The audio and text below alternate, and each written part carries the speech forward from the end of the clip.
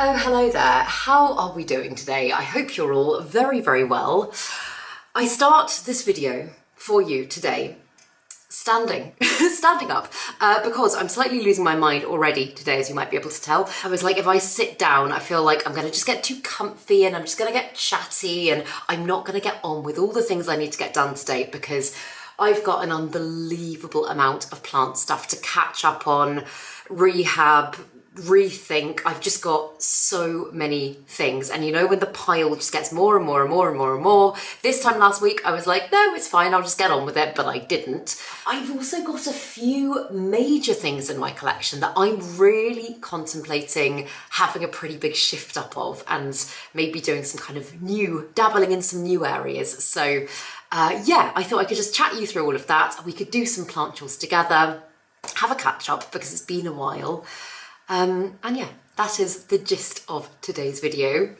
But first, if you're new here, hi, my name's Claire and this is Yoli. I make videos all about houseplant care, sharing tips and tricks I've learned over the years to help keep your plants happy and healthy. And yeah, as I say, this is hopefully going to be a nice, gentle but productive video today. It'll probably be quite a long one as well. So as I say, use it as an excuse to get some things of your own done if you fancy it. Make a cup of tea and let's get into it.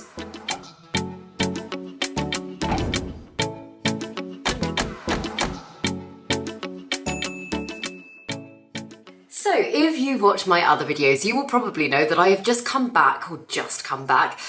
recently come back from leaving my plants for a few weeks. And while I was away, there was a bit of a heat wave. So I came back to a little bit of drama. And I have in fact got a bit of a graveyard of plants outside my back door, which I will take you through in a minute. When I say graveyard, I think most of them are savable, but they're just not in a good way. But one that is not savable, and this breaks my heart, but yet again, guess the plant. This is my fourth, I think, Anthurium warocquianum. And this one, just before I went away, I was so excited about because it started putting out a little new growth point just there. And yeah, I honestly don't know exactly what's happened here, but I would have thought it's probably come down to inconsistent watering. Ross, bless his heart, did such a good job looking after my plants in the time that I was away. But this is one that I very much check before I do anything to, because I get scared that I'm going to do something wrong. And I think maybe it was just a little bit overwatered because it's all completely rotten. That is squishy and horrible. So sadly, there's no bringing that one back. That is the only fatality though, I must say. I was going to do all this kind of pest treating, rehabbing, chopping things up outside, but it's chucking it down with rain at the moment. So I think I'm probably going to bring some things through either into this space or into the kitchen and we can do a little bit of rehabbing together. But the first thing I want to do actually is one that was outside, but I brought in earlier today. And this is my Philodendron Majestic, which if, again, you watch my other videos, you'll know recently I did a huge extension on its moss pole. And that was only, I think, about a month ago. And already it has completely grown off the moss pole and it's really, really big. This one was right next to a plant that had thrips, so I was like, I'm just going to get that outside as well, just so that if anything spreads, then I can hopefully stop the spread. Because the weather actually here in the UK has been quite warm, so yeah, it's not, it doesn't look awful, but obviously it's very much time to either extend the moss pole again or to chop the plant. And I think I'm going to chop it. I think now is the time. So I will do that shortly, but what I just wanted to do first is just rehydrate the moss pole. Not that it's crazy dry, but I just wanted to make sure that it was going to have a little bit of flexibility to it. So I actually have been using this thing that Ross got for the garden. I know Emma uses one of these to water. It's kind of like a pump spray system. You fill it with water, put it on your shoulder, and you can go around and spray your plants that way. And I gave it a go for a mass watering day the other day. And I was like, do I prefer this to my watering can method? I'm not convinced by it, to be honest, but it does mean that you don't have to fill up your container quite so much. So in terms of just like having a little portable system to take round with me, it's quite useful. And for doing things like moss poles and stuff, it's really useful because you've got a little bit more control over where the water goes. So I'm just going to fill this up, rehydrate this pole, and then talk you through the sad plants.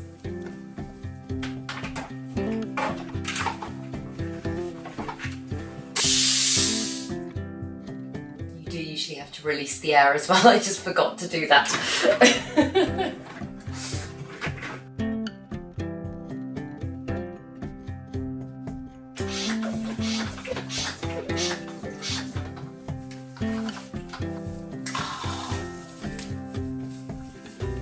The moss pole has also been wrapped in cling film for about a month now, I would say, and I just wanted to do that to kind of contain the moisture while I was away so that it didn't dry out. But it also often just helps to speed up the rooting. So I'm hoping I should have some great roots there. I'm just going to put it to one side for 15 minutes or so and just let that hydrate, and then we can chop it.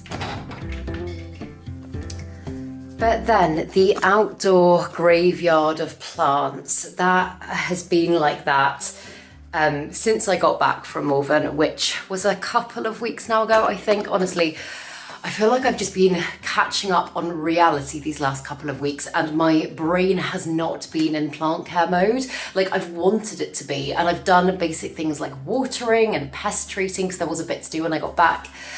But in terms of rehabbing, I have done very little, and I'm feeling very guilty about that. But one of the things that I am actually thinking of really changing up in my collection is my cabinet. And as you'll see at the moment, the lights aren't even on in it. In fact, let me turn them on. So the things that are in my cabinet currently, none of them are like plants that I hate or anything like that, but I have just very much been putting stuff in there that I'm kind of like, I don't really know where I want to put it. Some of them are probably things that I could get rid of. So what I would like to do is I'd like to just sort through what's in there currently, make a decision on whether it's a keep or a get rid of, give to someone else, rehome, whatever, and then maybe temporarily make this into a space for my rehab plants, because as I say, there were a few with pest issues and I just want to make sure that there's like a little barrier between them and the rest of my collection. So yeah, let's start taking things out and I'll talk you through the grand plans for the cabinet. So yeah, when I went away, I completely emptied out my cabinet just because I was like, this is a space that does get very, very hot, and I didn't want Ross to have to do too much watering. And some of the things in here I have barely looked at since I've been back. I've got a couple of Dracaenas in here, neither of which I'm particularly attached to, actually. I'm being really brutal here because I think when it gets to the point of overwhelm, which doesn't happen a huge amount, but when it does happen, like I really need to think about what I could let go of.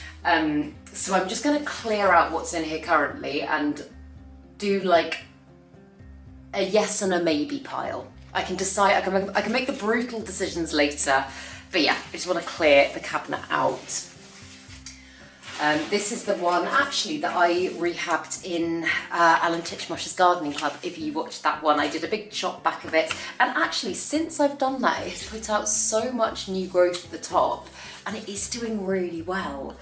And for that reason I'm like, oh well then I should keep it, but I'm like I chose this plant in a bad way for that section of the show. Yeah, I'm actually not that attached to it, and it's not one I would have picked up for myself had I not been giving myself the challenge of rehabbing it, if that makes sense. So again, I'm going to put that in my maybe pile. Maybe / no, I don't know. I always feel so, like, even when I find good homes for my plants to go to, I do find it a really hard thing to let go of plants. And I know I'm always kind of saying, it's a healthy thing to do. You shouldn't be caring for something you're not actually passionate about because someone else could care for it. But It is hard, isn't it? It can be really hard. But not going into this all on a completely negative note, the exciting thing, I'll talk you through all of these in a minute, by the way, I'm just going to get them out. The exciting thing that I am thinking maybe about doing with my cabinet is creating more of like a naturalistic slice of life kind of area in it. I think this is absolutely inspired by working with Grow Tropicals and Ben from Worcester Terrariums recently when we were at Malvern, because obviously Grow Tropicals are fantastic at creating like these amazing kind of jungle slices, like half of our show garden. And Ben is also superb at creating like incredible big kind of terrarium spaces. And I just feel like since I've moved in here, my cabinet has been in this spot. I haven't really been that excited about anything in my cabinet. All of, like, for example, this is a section of Coleus amboinicus. I've got the full plant room in the kitchen. This is a bit that I'm not even particularly caring well for. I'm kind of tick box watering it. And in fact, tick box watering it, I can't remember the last time I watered it. But a lot of the things here are not so much currently about the individual plants, more just about the fact that I like the look of having a lit up cabinet with green in it, which I know sounds really sad. So yeah, I'm like, I could maybe, it would be a big job. It would be a big job, but I could potentially get rid of all the backing stuff that I've got on here, like get rid of all of this stuff, or when I say get rid of, probably transfer it to my upstairs cabinet. I could take all of that out, kind of strip the cabinet back to bare bones, seal it, like really, really seal it, and then do like a big kind of corky moss thing on the back wall, maybe create some levels, and then I can have things like, for example, my Hoyas, my epiphytic plants, I can have them mounted to bits of wood on the back, and I can just make it into a really gorgeous, huge slice of jungle. That also then obviously offers potential if further down the line I wanted to add like some lizards in there or something and make it into a vivarium type thing, because it's a really nice big space. I always, like personally, I don't like having animals in very small cages. I would only be talking like little lizards as well, but I was like, this has scope for something that could be quite mentally stimulating and fun and lovely to look at and rewarding both plant and animal wise. That might be jumping ahead a bit, it might not be that. But yeah, I just think that like sometimes when things aren't bringing you like immense joy, why not have a shift up? Also, I've got this cup of plants, which, oh my goodness, I have had growing like this. In fact, you know what? I'm just going to take the whole backboard off. I have had growing like this in back moss for, I want to say a year. They were cuttings from my friend Lottie's plants when I went to stay with her. I've got some lovely Hoya. In fact, I've got two lovely types of Hoya and a Dischidia watermelon, and it has just grown round the backboard of the cabinet. And I think it looks really lovely, but again, I'm not appreciating it. So let's take it out and I can figure out what I'm doing with it. Okay.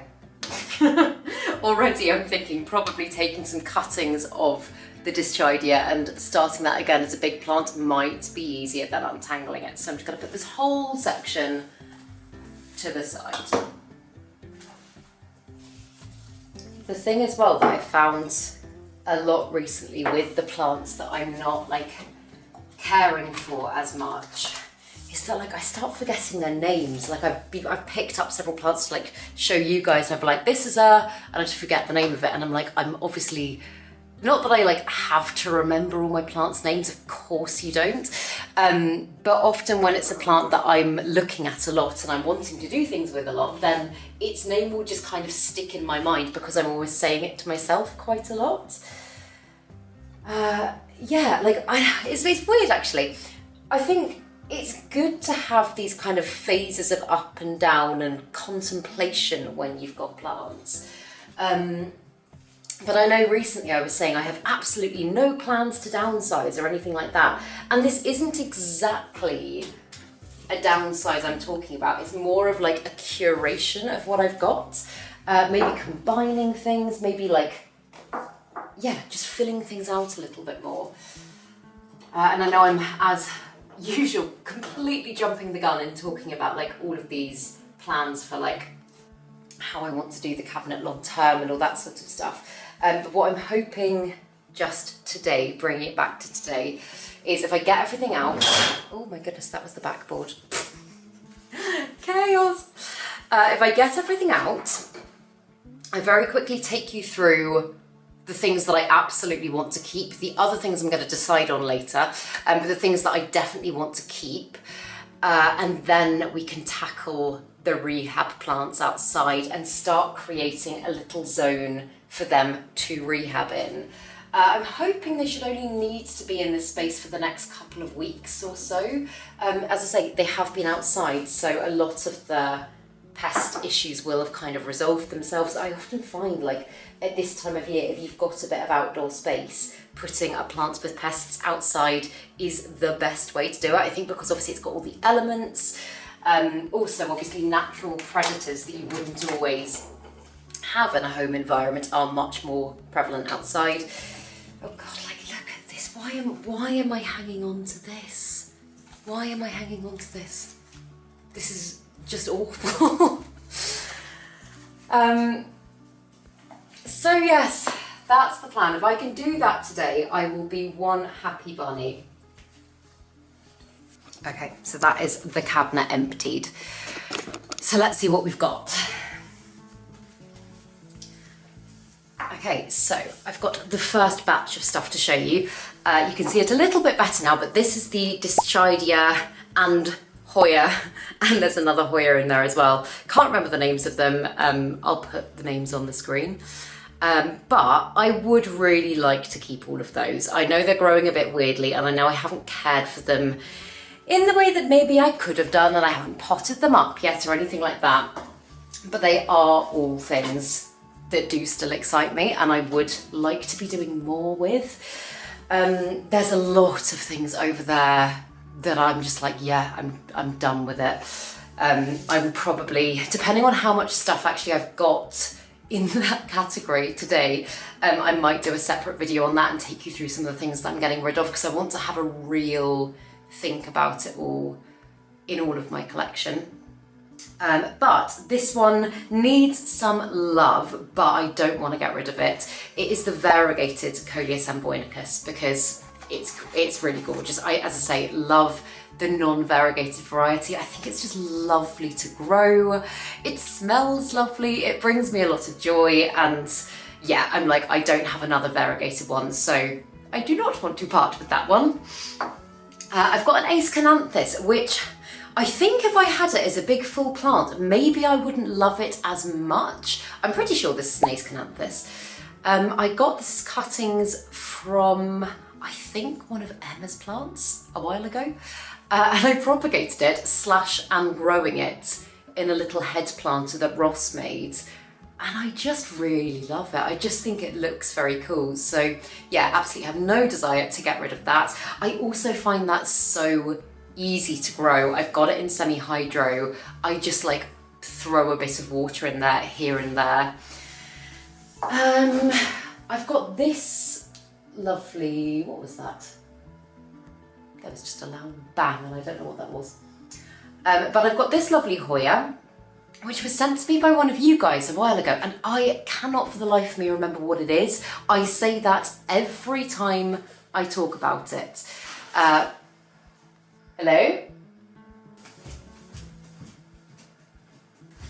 Just something coming through the post box, I think. Also, you can see my ginormous light box over there. I've just recently got a decent light so that I can film even when it's dark and grey and horrible like this. So if you were wondering what that is what it is. But yeah, can't remember the name of that Hoya, but I just think it's a lovely one. Again, it's one that I'm not bringing out the best in, and I'm not properly focusing on, again, because I think I've just shoved it in my cabinet and been like, oh, I'll deal with that later. And I don't want to do that anymore. So This is another one I definitely don't want to get rid of. It's my Hoya David Cumming-eye. It's a really lovely one. It's really robust as well. I really haven't cared for it as well as I could have done, and it's putting up beautiful growth. I just think it's a really nice one. It's also in a little pot that I made a while ago, which I really like. And then some more Dischidia cuttings, again in a weird old roster planter. And again, these are just propagating in water, doing pretty well in there, very easy. So yes, that's the first batch of yeses, and I think there's only a few more definite yeses. Okay, I will whiz you through these so we don't dilly-dally on these ones, because I don't want to get distracted. I do want to get stuff done today. But this is a section of my variegated euphorbia. I do actually now have the big full plant of this one. However, I know it's kind of reverted, and a lot of people will be like, oh, well, chop it back if it's reverted. I kind of like the fact that there's quite a lot of green on it. I don't know why, I just think it makes it quite unusual. So I might consider potting this up with the big mother plant maybe. But just look at that little bit of variegation just there on the end. I just think it's really unique, and I also love the weird way that it's growing. Like, yeah, I just really enjoyed this plant. So that is in the yes pile. My Hoya globulosa Welsh Mountain Zoo, again, it needs quite a lot of love, but it is a plant that at times has been one of my favourites in my entire collection. So I definitely don't want to part with that. That is going in the yes pile. God, I don't know why I didn't do this sooner. This is such a good way of doing things. And then a couple of other Hoyas. This is a Hoya Kalimantan, and this actually has literally not grown for me in the entire time of owning it. And I think that's probably because I went a little bit style over substance. Oh, in fact, no, maybe it's both actually. I was gonna say, and potted it in this like very thin plant thing. It's just like a tube. However, I think that might be a couple of little white dots there that I feel like could be root mealies. Do you see, just like there and there? Which I have actually had in my cabinet recently. So yeah, I chopped up my Hoya Wilbur Graves fairly recently because that had root mealybugs. I did actually to reset that plant. In fact, I'm gonna put this over here. I can show you it now, because the cuttings are just behind me here. Yeah, I didn't even try and like remove the root mealybugs. I just chopped the whole thing up and I put it in water. And if you have a look, you can see it has, I don't know why my camera is not focusing very well at the moment, but it has rooted. Yeah, all of the sections have rooted. So in fact, I could probably go ahead and pot that up as a brand new plant now. And I might even get around to that today. It's not a pressing thing. It doesn't need to be done today. But hypothetically, if I whiz through loads, then maybe I'll have some time to do fun things. Things like this. So yeah, but that did seem to work really well. And obviously for Hoyas, they root so easily. I think probably the Kalimantan I will do that with. I should probably, oh God, I should probably check pretty much everything that has been in my cabinet for root mealybugs as well, which is going to involve like getting everything out of its substrate, out of soil, and just having a look to make sure that they haven't spread, because the last thing I want to do is start putting things in with the rest of my plants and then it's spreading to all of my plants. Because like root mealybugs, they're not this, I believe they're not the same type of mealybug as the ones that you might find on like the stems or the upper layer of your plants. I believe the root mealybugs are actually a completely different species of bug. But they do apparently spread fast. So yeah, that would be something I would not want to deal with. But going back to the yeses in my cabinet, this one is the Plectranthus galgalio. How do you pronounce it? Yeah, galgalio. And it's the one that I've shown you before. Probably looks quite different actually to when I've shown you it before. But it smells just like weed. It smells like someone smoking a joint in front of you. It is such a potent plant, and whenever I open my cabinet, particularly if it's just been watered, it stinks. But I love this plant, I really do. It brings me a lot of joy. It's such a fun one when you've got people around to be able to be like, recognize this smell? So yeah, I just really enjoy growing it. It's got some insane aerial roots as well. And lovely Aaron, who gave me this plant, probably getting on for a year ago now. I remember him saying, like, keep chopping it back, like keep continuing to let it bush out. And I haven't really done that. I've chopped it back once, and the reason I say it probably looks quite different to when the last time you saw it, when I chopped it back, it did lose most of its variegation. I've got one section in the kitchen that's still got some variegation on it, but the rest of it is just very green. I don't grow this plant really for its look. I know that sounds so weird. It's just something, it's just an intriguing plant. I think it's just fun to grow, but it's not one that I look at and go like, oh wow, that's beautiful. You know? So yeah, that's in my yes pile. Oh, I just knocked it over. Soil's gone everywhere. Oh dear. No. There we go, now I remember why it was in that. Okay. Then I've got my Hoya, wow, names of plants. Hoya parasitica black margin, that's what it's called. I love this one. Again, it's one that I'm not giving enough attention to.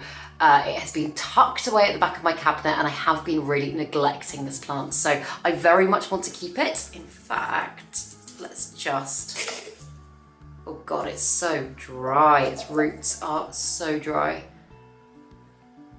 And it's kind of impossible to see whether or not this one might also have root mealybugs because there's so much perlite in there. There's nothing immediately that screams mealybuggy to me, but I think I should probably check it, particularly because it's a Hoya. But then, apart from that, there's just a couple of cuttings of things and things that I'm like, I've got a Dieffenbachia cutting, I've got an Aglaonema cutting, and I'm like, I can pot them up with other things to make plants fuller, but everything else is in my maybe pile. So yeah, okay. Now that my cabinet is clean, out, it's not clean, I haven't done that. Now that my cabinet is empty, I'm gonna give it a clean, and then I'm gonna start bringing in the sad plants from outside.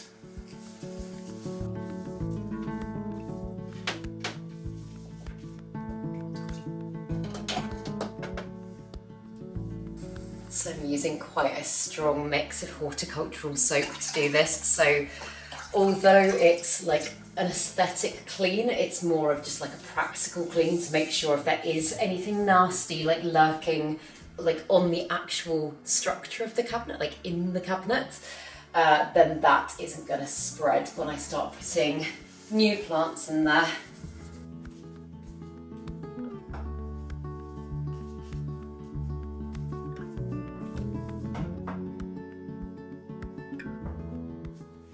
So I've just taken all of my plants in my yes pile through to the kitchen, just because I think it's probably going to be safest to check, well, absolutely check all of them for root mealies, but I think maybe changing out soils and substrates just to be on the safe side. So yeah, I'm going to leave them in the kitchen for now.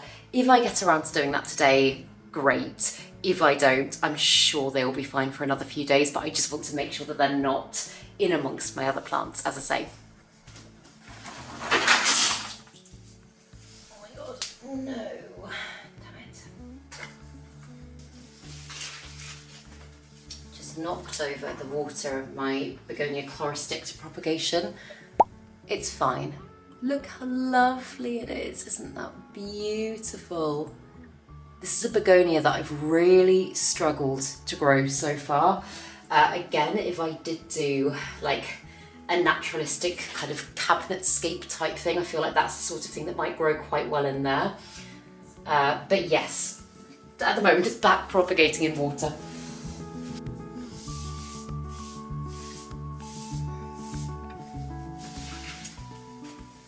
talking of propping in water, I am just going to chop this straight off the trellis and start propagating it again. It's got amazing aerial roots actually, so that shouldn't be too mean a feat. Look at those. They're incredible, aren't they? See, I'm just going to remove the lower leaves. And in this case, actually, little, is it called a peduncle on Dyschidia? I don't know, but little point from where it flowers. I'm going to remove that as well. And then that will go into my water. I've said it before, but if you keep the lower leaves on, although it can be fine, it just increases the risk massively of the plant rotting. So I personally usually take them off.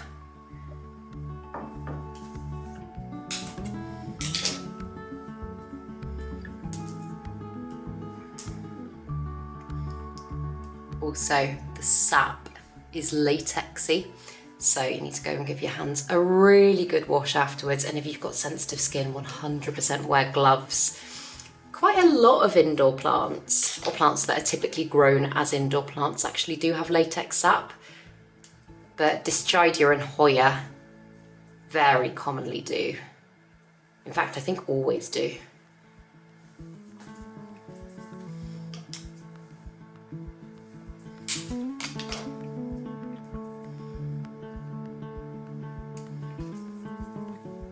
This is quite fun actually, because I haven't grown Dyschidia, watermelon Dyschidia, as a full plant, oh my goodness, for years and years and years. I don't even remember what happened to my old one. So it'd be quite nice to actually have a full plant back in my collection. And by doing it this way as well, obviously I don't need to worry about the root mealybugs, yay! So yeah, I will come back to that in a couple of weeks' time, and I would say it probably will be ready to be potted up. Seeing as it's got those great aerial roots, I think that will be all good.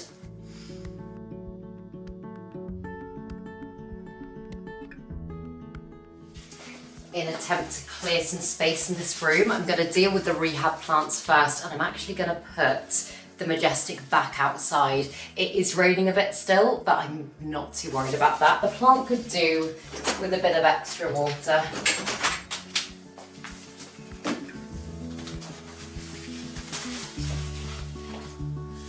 Oh God, okay, the first sad one. This isn't so much of a rehab as it is just an immediate chop back, I think. This is so heartbreaking, but this is my Alocasia zebrina. And this one I put outside just before I went away. And I did say to Ross, just bring it in if the temperature drops too much. And I don't quite know what was going on with it beforehand, but like there were signs of, I suspect maybe like spider mites or something like that. I did give it a full check over, couldn't see anything. But now, yeah, I got back these two leaves, very, very yellow, very dead. I decided to just leave them to do their thing and to die back naturally, so that hopefully they could pass all of their nutrients back to the main body of the plant. I'm going to assume that's been done now, so I'm going to go ahead and chop them back. From what I could see before, the roots looked pretty healthy, and I have got it in semi-hydro. Yeah, I can see actually just looking at it. I know this isn't the greatest angle, guys. Sorry, I haven't set you up very well.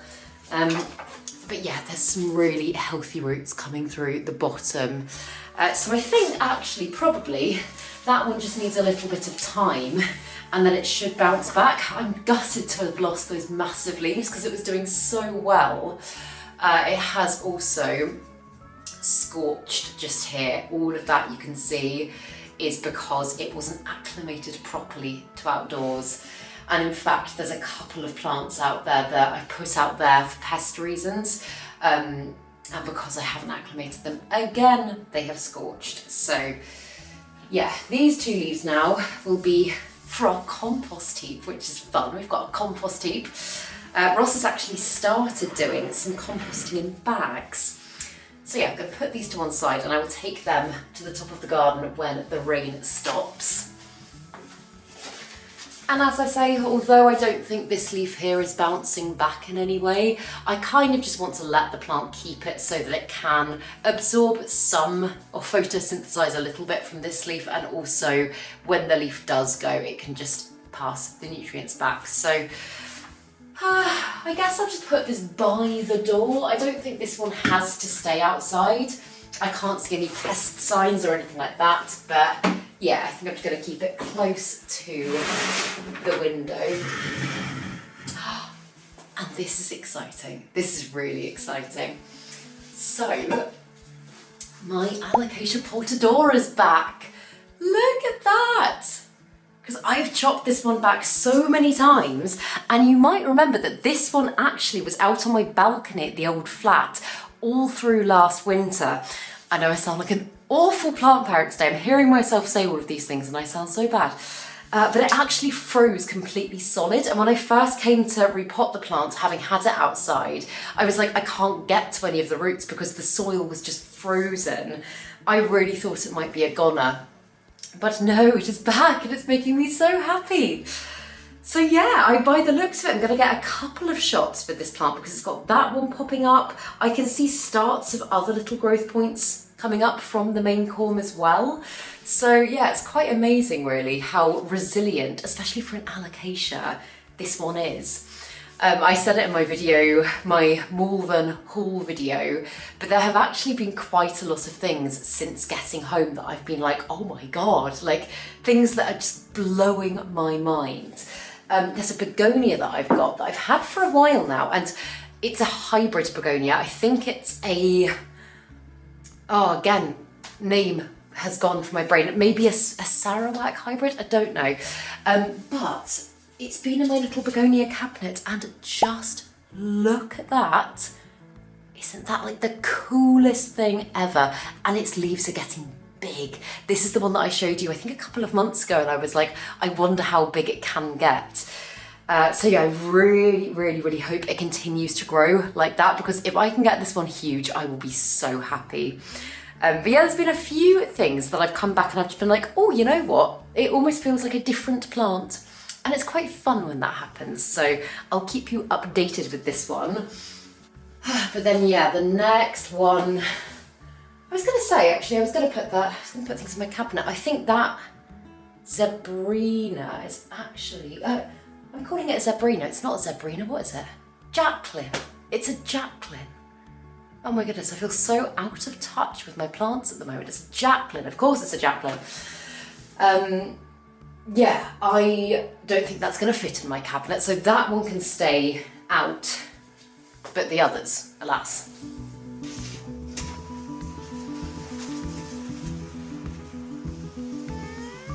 Okay, so this is one that's outside because it had thrips, and this is my Epipremnum neon, my neon pothos. And again, like, I know this might seem like a silly thing to say, but not the sort of plant necessarily that you might look at and think like it's a thrips magnet. Thank God, because like pothos with thrips, nightmare, because obviously it grows so quickly, it has so many leaves. And I stuck this one outside really quite quickly to just kind of like get it away from everything else, and that's when it's scorched. So it's got all of these brown bits across the leaves. However, apart from that, it is looking pretty healthy. So again, I'm like, maybe I'm over worrying about this. Maybe I can just leave some stuff outside. Maybe I can. I've been walking past these plants and I've just been feeling awful because I haven't been doing anything to them, but actually, bar a little bit of scorching, this one is still, it looks like it's still growing, it looks nice and perky. Yeah, oh, and you know what? I can see, I need to go wash my hands after this. Oh my God, look. Those are adult thrips on the back of that leaf. Oh my God, okay, I'm putting it straight back outside. Straight back outside. Wash my hands. So, I've got 3 other plants out there that I also found dark adult thrips on. There's one of my Hoyas, my Hoya macrophylla's got mealybugs.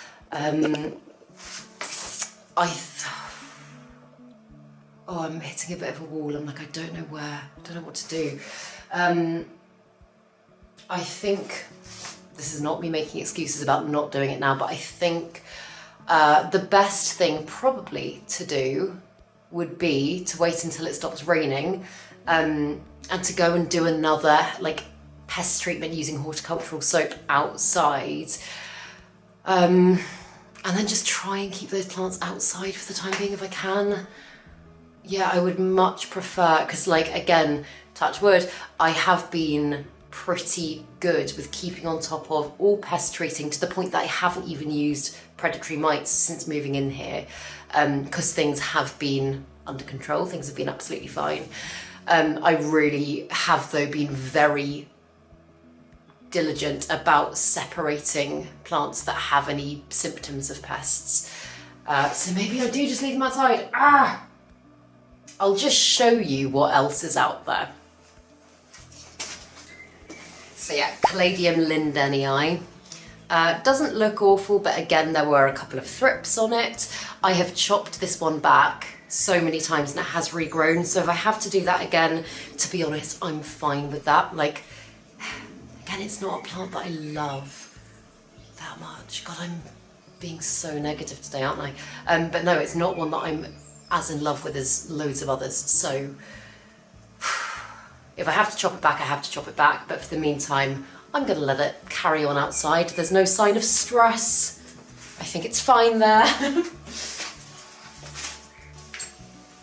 This is the Hoya I was just telling you about, my Hoya macrophylla, which looks beautiful and shiny and glossy now because it's being rained on, but was really quite covered in mealybugs. I did give it another treatment the day before yesterday, I think. So I can't see any on there right now. But again, I think I'm gonna find somewhere where this can kind of drain through, maybe cover it over and leave it outside for a little bit. And then to be honest, I think I'm probably gonna chop this up and send out cuttings of it to people because I don't think I love this plant. I really don't think I love this plant. I think I've been trying to love it for a really long time. And yeah, I don't need this Hoya, I don't think. Maybe I'll feel differently tomorrow, but right now it's going back outside. But then this is one that I really should deal with because this is not good. This is my Monstera Burley Marks Flame, and I got this from Downtown Plant Club at the same time actually as I got my Musa Florida, which you might be able to see just down there, and it's given me the most beautiful leaf, which I won't touch right now because I've just touched that plant. But it's doing really, really well. And then again, this one got thrips and I stuck it outside very quickly when I got home. And I have got some scorching. So what I actually think I want to do with this plant, I think I want to completely chop it up and start again. I've been looking at this one for a while and I've just been thinking I'm not particularly, when I say not particularly happy with the way that it's growing, I think I more mean like I, as a grower, don't feel like I've been bringing out the best in this plant. It's been in my cabinet, kind of sheltered by other plants in an area where it's not getting great light, and this is a high light plant. And for that reason, it hasn't really sized up. I haven't done anything to support this plant. I haven't. So if I want to restart it, I kind of need to reset it. So, okay, let's do that now. I'm just going to get my potting mat. In fact, I've got a bag filled with leaves that are destined for the compost heap, so I'm gonna just literally take all of the leaves off this plant.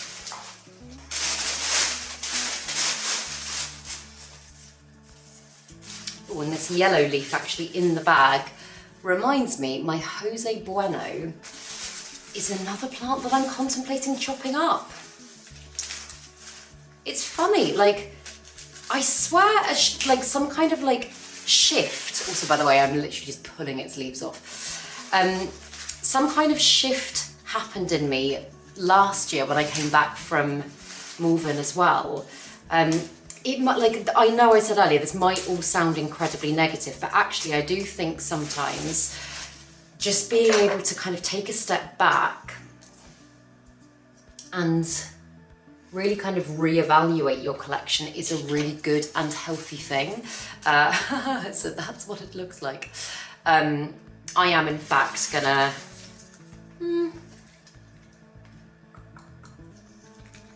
roots actually look pretty healthy. Yeah, that's what they're looking like. So maybe I'll leave it. Yeah, I think sometimes just being able to take a step back and away from your collection.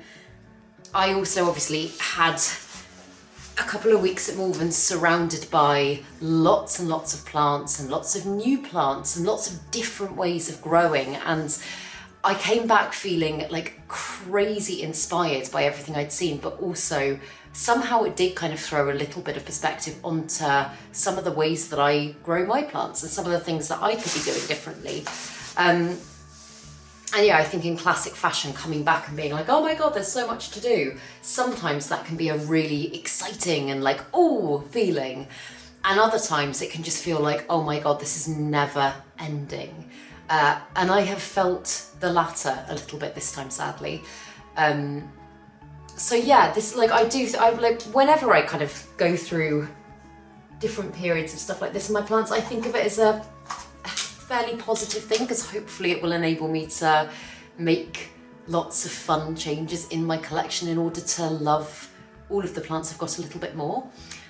Also, I was going to say, I'm going to just chop back like that. It's got some amazing aerial roots, so I'm just going to leave them for a couple of hours to callus over the cuttings I've taken, and then I will probably stick this one here down into sphagnum moss. I might throw, I'll just take one more cutting. I might throw this little wet stick here into a prop box. I think that would root quite nicely in a prop box. And then this bottom bit of the plant, I'm just going to leave as is, and it will regrow from there. So hopefully this will actually make the plant much bigger and fuller in the long run, because I'll be able to pot it all up together.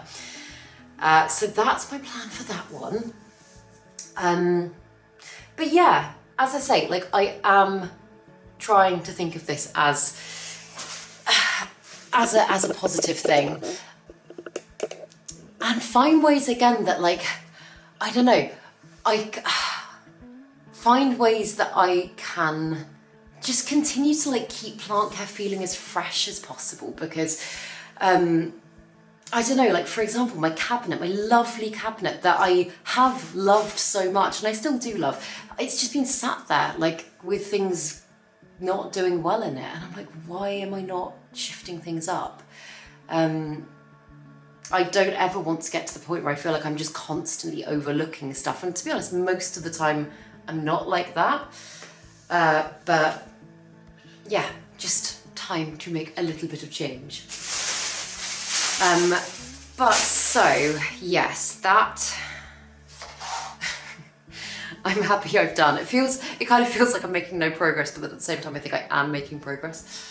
The other thing I need to figure out what to do with is my big Monstera deliciosa behind me here has suddenly started, I mean, it's putting out amazing growth and it's in the process of giving me a huge leaf at the moment, but it is growing in like every single direction possible.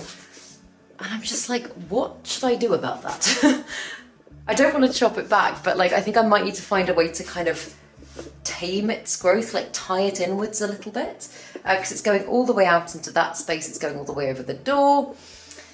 I don't really know where else that plant would go. I've got a few of those. I've got my Pallitiflorum that's also giving me another new leaf at the moment, which I expect is probably going to come about down to the floor. And then again, I'm like, what do I do with it then? Do I chop it? I don't want to chop it. I don't want to chop it. So yeah, all of these decisions that need to be made, and I am bad at making. But again, let me just go and wash my hands, and then I'm going to bring in my Philodendron Majestic and we can chop that up. Wash scissors as well.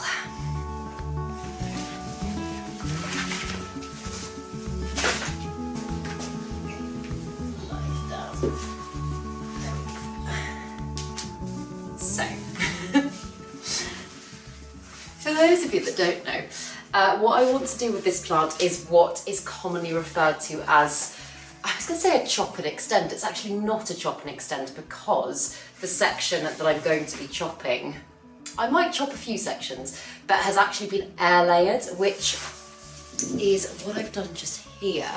And basically air layering is just when you wrap, you don't have to use sphagnum moss, but I quite like using sphagnum moss. You wrap an area of node, which is this point just here with the little bumps on it where the leaf grows out of the main stem.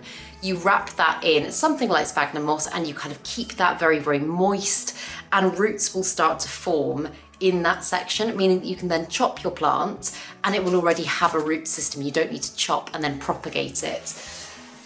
So I haven't really thought this all the way through, but I'm going to start off, I think, by just chopping that top section. I'm just going to obviously check that it's got good roots first. I think it probably will do by this stage.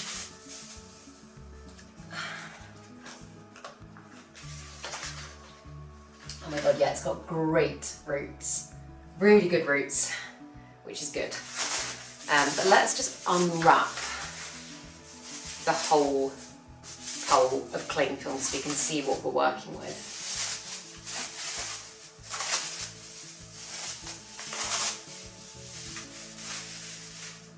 Whoa, this is so cool. Because obviously it's been, the moisture's been contained in there so much, and I'm using live sphagnum moss, all of the moss has really started to grow. Can you see that? It's so pretty. And yeah, this has rooted beautifully. So, I'm gonna take my first cut and I'm gonna show you what I've done, because I think that's gonna be easier. Oh my goodness, this is actually rooted so well that it's gone down into the moss pole. So in fact, let's pop the camera down. Yeah, so that's what I've just chopped, but it's still attached to the moss pole because it's got this crazy long aerial root that has gone down into it, which is a really good thing, but it does mean I'm probably going to have to take all of this top section off the moss pole, which realistically I probably would have done anyway, because I think I may chop the entire plant up.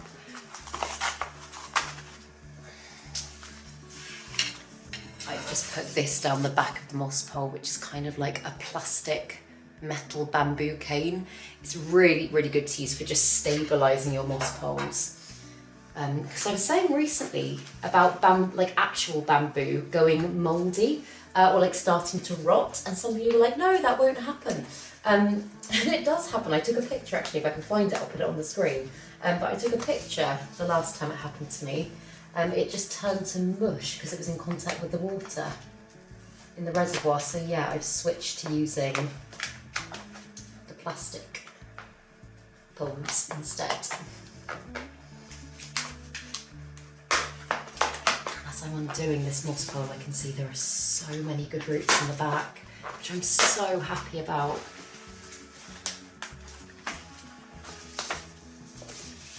I don't know how well the camera's going to pick this up, but can you see all of the pink things? Like there, they're all roots. So it's going to be a bit of a finicky job, but I'm going to just try and untangle as much as I possibly can so that I can feed the roots back through the moss pole. You can actually get front opening moss poles, which for cases like this I think would be very, very useful. Yeah, and all of this lovely moss here I will absolutely reuse. So I'm going to put this to one side.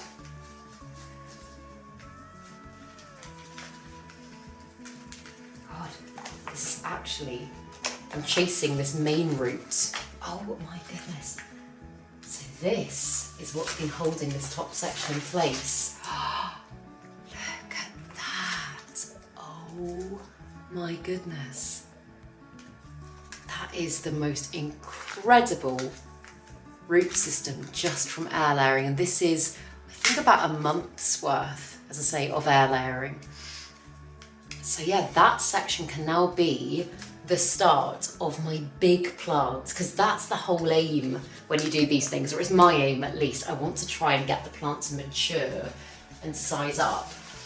And I don't want the kind of the little straggly bits of growth down here. Don't get me wrong, I can do stuff with them, and I can absolutely use it to propagate, fill out the rest of the plant. But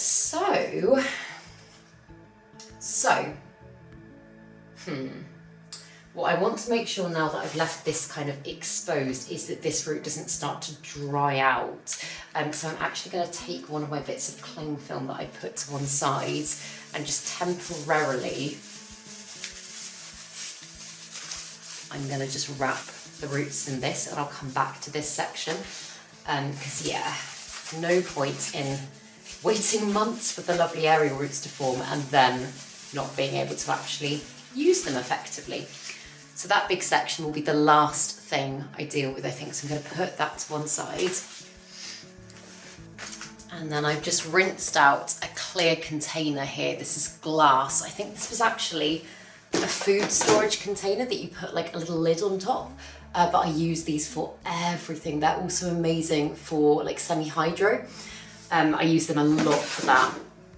But what I'm thinking is the lovely sections that I've got here in the moss pole that I'm going to chop back. I think I'm going to just keep them rooting for a little while I decide what I'm going to do with them. I think I probably will end up combining them with my big top section, but I'm not sure all of them are going to be ready to be potted yet. Some of them don't look that rooted.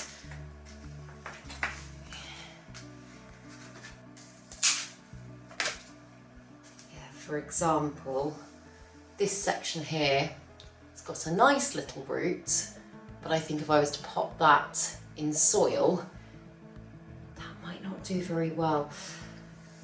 So yeah, I'm going to pop that just into the container, probably with a little bit more sphagnum moss just to keep it going. And I'll let that keep rooting, and then I can potentially pot it up with the others at some point.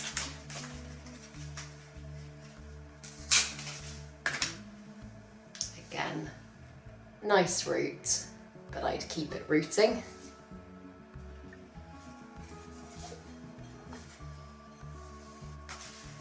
And then down here, a lot of these leaves are looking a little bit battered.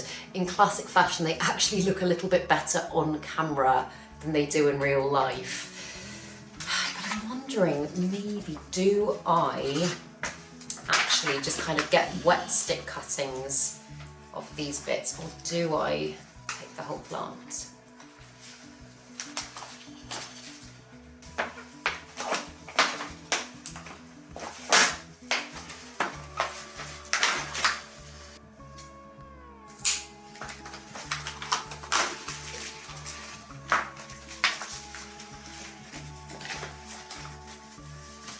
Again, actually, there's a little bit, it's the difference that cling filming your moss pole makes. This bit here is really lovely and hydrated, whereas this is almost hydrophobic. So I'm actually a little bit worried that any aerial roots that have been in this dry bit of moss might essentially be ineffective. In fact, I think I might just chop that section back to one side.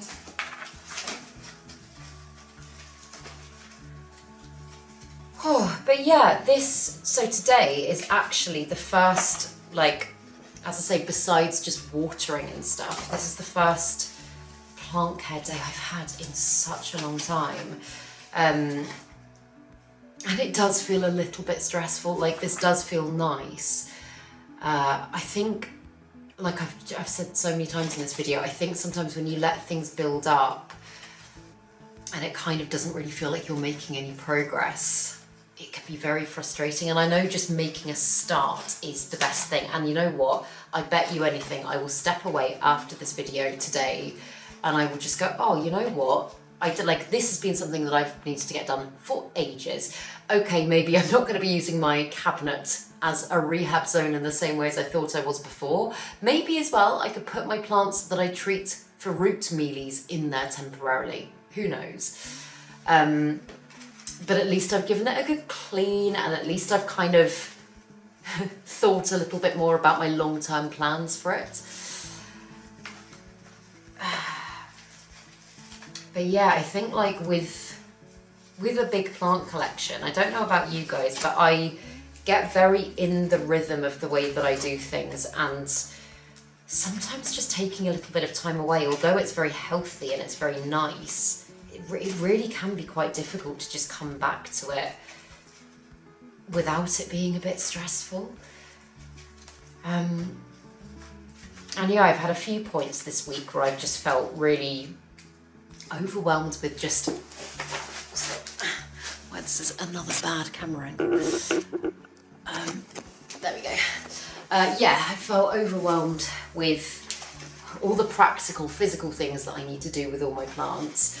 And the fact that, and this is just a classic Claire overwhelm, but that I've got behind on things like messages and all these things. And like a lot of the time, I think it's quite hilarious that I have a job in the social media world, because like, again, I sound like a broken record, but I do just really struggle with social media. I really do. I always kind of get that, oh, you should be posting more and you should be doing this and you should be doing that. And really, I know it's very easy to sit back and say, no, you shouldn't, but like I kind of should, because it is my job. I just feel like, obviously as humans, we are not built for this crazy technology-based world that we live in today. And the thing I love more than anything about my job, about doing YouTube, is the fact that I get to connect with nature and find a way through technology to connect with people as well. That is honestly the best part of it. It's why I love it so much. But the other side of social media, there is the let's make a reel, let's make sure to post a picture when maybe you don't feel like posting a picture. That for me feels so far away from what I do here. And I think it's why, because in fact on my Malvern vlog video recently, I had a couple of comments from people being like, and thank you, because it's a very nice thing to say, but people being like, the editing in this video is really, really good. Why don't you do more of that in your other videos? And I know I could, but the thing that I really like most of the time, apart from when I do like a fun vloggy thing, or like a really like something that I want to be kind of like bing, bang, boom, like, I don't know, more edit heavy, I just like the fact that I'm able to just sit and chat and connect with you and connect with my plants without having to do too much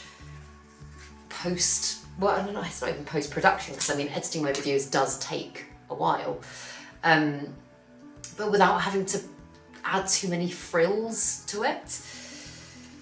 And that is like, as I say, with the social media stuff, that is like a weird, also, by the way, I think I am gonna leave the leaves on, just for the fact, like I said earlier, about passing the nutrients back to the main body of the plant.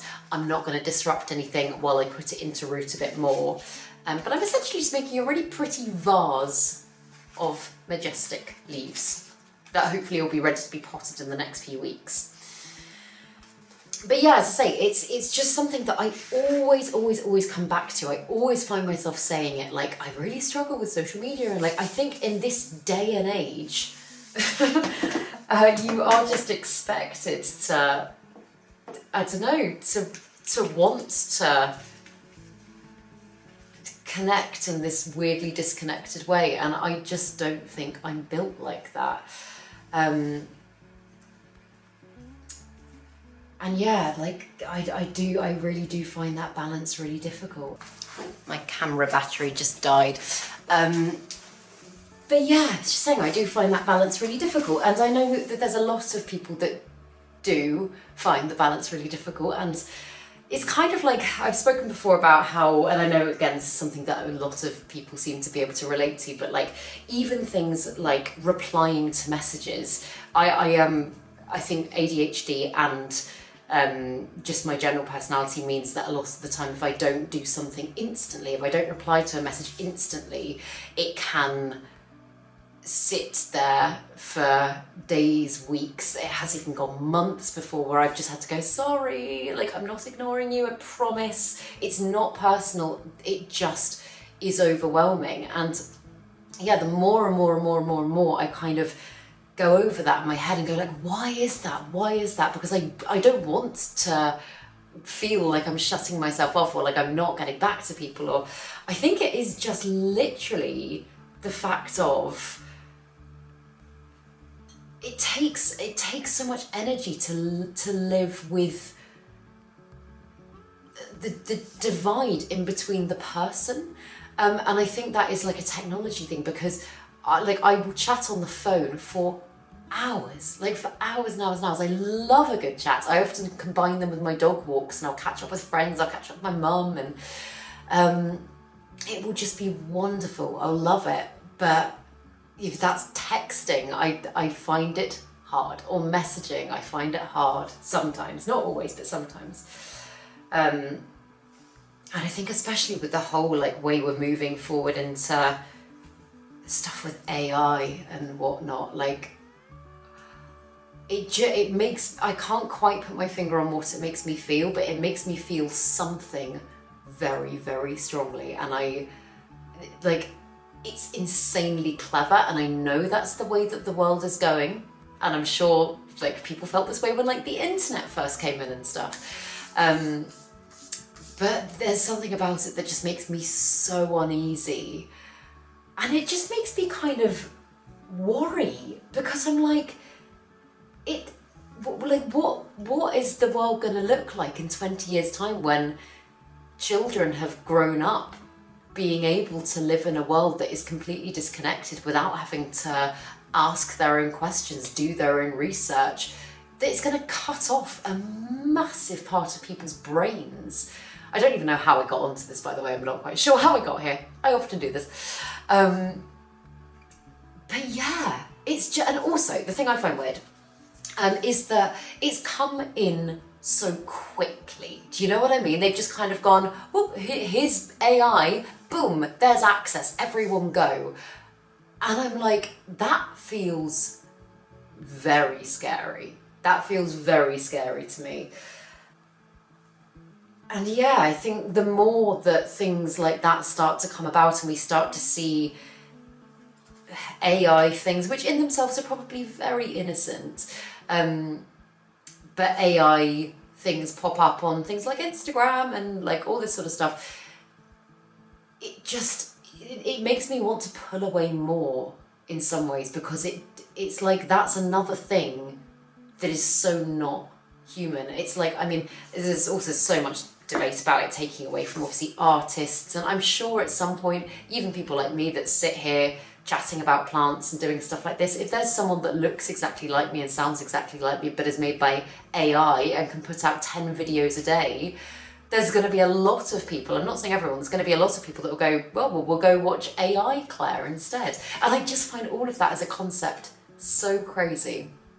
I've got, in fact, one of my best friends is a voiceover artist, and she was saying already there, because like in the video game world and stuff like that, which is what she works in a lot, she was like, there are so many like minor characters, for example, that people would have no idea if they're AI or not, and people won't go, oh, it's not, like they might just cast the main characters to be played by actors and the rest of the characters might just be AI. And I'm just like, God, that is just so sad. It's just so sad. I mean, it's so clever, but it's so sad. So yeah, like I do just constantly have this like pull with the modern world, which makes me feel old. And I guess, like, as I say, also I'm going on a tangent here, so I'm just going to quickly talk you through planty things. Back to this for a sec. So I've just filled that up with sphagnum moss. I've left it nice and airy. What I'll do is I'll just rehydrate the moss after filming this. Just put a small little reservoir of water at the bottom. Keep an eye on it, and I hope in the next few weeks that will be completely rooted, and I can either pot it up with this section here, which I'm just about to move on to, or I can start a brand new plant, or I can take cuttings to a plant swap or whatever I like. But yeah, I'm just going to set that to one side. And then this section that has been on the bottom is obviously very, very sparse. Not particularly well rooted into the moss pole, only got a leaf or two. I'm just gonna take wet stick cuttings of this and I'm gonna just put them into a prop box.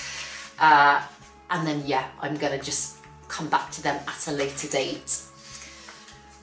And yeah, I've kind of, in classic fashion, lost my train of thought now, but yeah, I think that's what I was saying. It makes me feel old. It makes me feel like it's such a heavy shift that doesn't feel entirely positive. And every single time I go online, I just feel so aware of it. And I just think that, like, nowadays, with so much, like, awful, like, beyond awful stuff going on in the world, like, we need to be making every effort we possibly can to reconnect with each other as humans. And, like, I'm not saying technology is the bane of the world, because it's absolutely not, but, like, just step back from the things that are separating us and recognise the fact that, like, connection is something that can never be replaced. And I do think that a lot of people are, I don't know, just going to be so disconnected. I can't think of any other way to put it. Thank you, Yoli. Thank you. Yeah, it's just something that really irks me.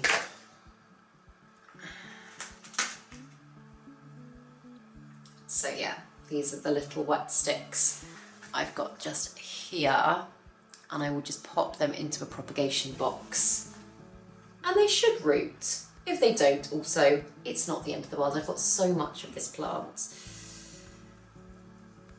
And then what I think I'm going to do with the big section here, I'm just going to get another big pot actually. Yeah, I think initially I might leave this one in sphagnum moss as well. I'm going to get it onto a new moss pole. But yeah, I can always change it to soil at a later point, but like I say, I don't want to change up too much too soon.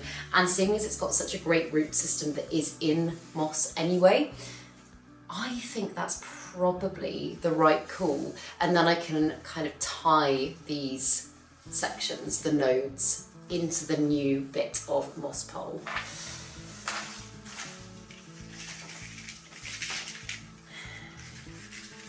So I'm just going to take some of the sphagnum moss, the good stuff.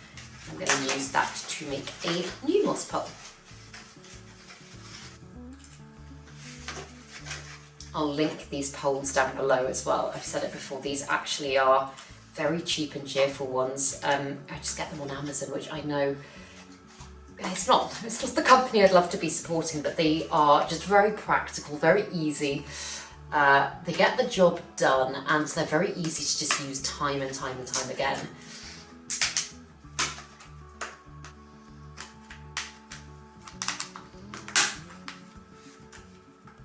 And yeah, they take no time at all to just pop together.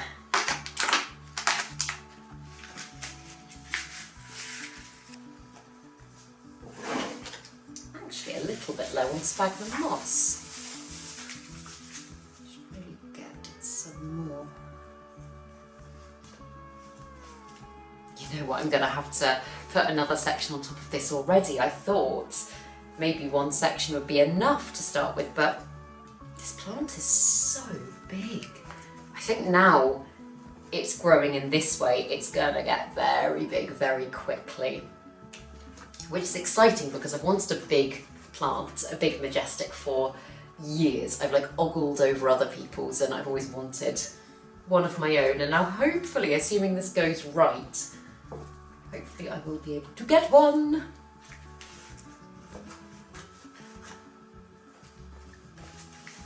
I'm gonna use one little bit of garden Velcro here to just tie it to the moss pole so that it's not flopping like that.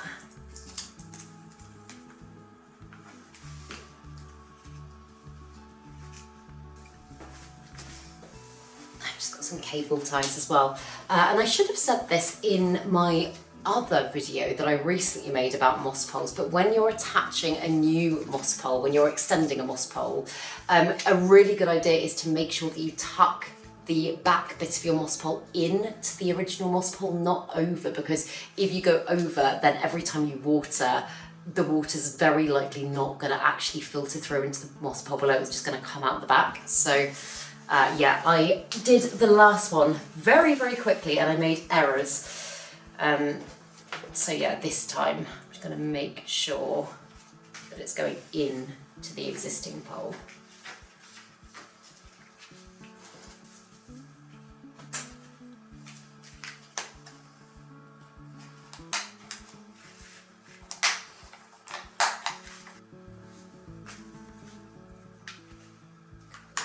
Slide that section in as well as I can. Oh, it's going to be a little bit heavy until I've given it a water through.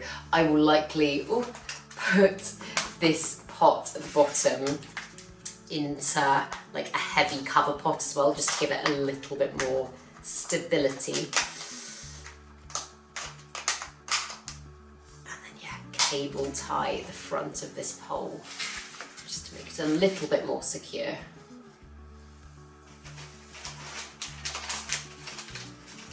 And you know what I could do in order to help the plant really root into the new section? It doesn't look that nice, but I could put more cling film on it. It would just mean that I don't have to kind of monitor it quite as religiously as I would have to if I didn't. Considering it has been quite warm here as well, that might not be a bad idea, particularly as I've said, I've been feeling a little bit overwhelmed with planty stuff. That might just help to make my life a bit easier for the time being.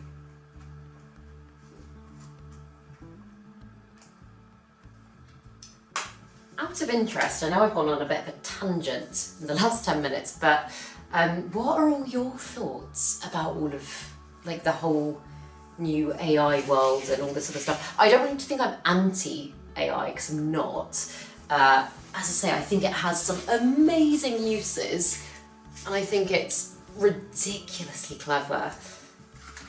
But like, yeah, I don't know, is it just me? There's just something that just doesn't feel right with it. Can't put my finger exactly on even what that is, but it just doesn't feel quite right. But yeah, interesting topic to discuss. So yeah, let me know in the comments. Also, because this plant has been growing so like flopped over, the main stem is a little bit like bent out of shape, so it will hopefully correct itself after a few weeks. Also, yeah, all of its foliage is facing like the weirdest directions. But hopefully if I turn this to face a grow light, I keep the moss pole really well hydrated, hopefully all of its foliage should turn to face the front and it should continue to get bigger and bigger and bigger as it grows. If the next leaf isn't quite as big, then that is normal. Often after you've chopped the plant, I think just because it kind of goes, oh my goodness, it can go into a little bit of shock, meaning that the growth is temporarily impacted. But I hope it shouldn't be too much. of an issue. And yeah, I'll come back to it in a couple of weeks' time and I'll give you an update and I'll let you know how it's going. I'm so excited about this one. As I say, it's one that I've wanted to grow big for so long and I'm so excited that I can finally do it. So yeah, I'll keep you updated on its progress. Oh, and I think, although a part of me is like, I haven't got anything done, I think I'm done for the time being. I think I just needed to ease myself back into planty stuff, and I think probably when I wake up tomorrow now, I'll go, okay, you know what, you have made quite a big dent and things will feel a little bit clearer. Plus I've got the lovely, glorious rainy dog walk still to do, so I'd like to get that done. I should get that done quite soon as well. Oh, but if you were doing stuff along with this video, I really hope you got lots done. I really appreciate you guys. I really appreciate being able to do what I do. Like, it just really is so awesome. Like I say, making videos and connecting with you and chatting and doing things with plants is never something that feels like, I know I've just spoken about how I don't like social media a lot of the time. This doesn't feel like that. I feel so grateful for this. So thank you for listening to me waffle, because it's weirdly therapeutic for me and feels really lovely. And if you enjoyed this video, please make sure to give it a thumbs up, subscribe to my channel, have a lovely day, and I will see you in the next video.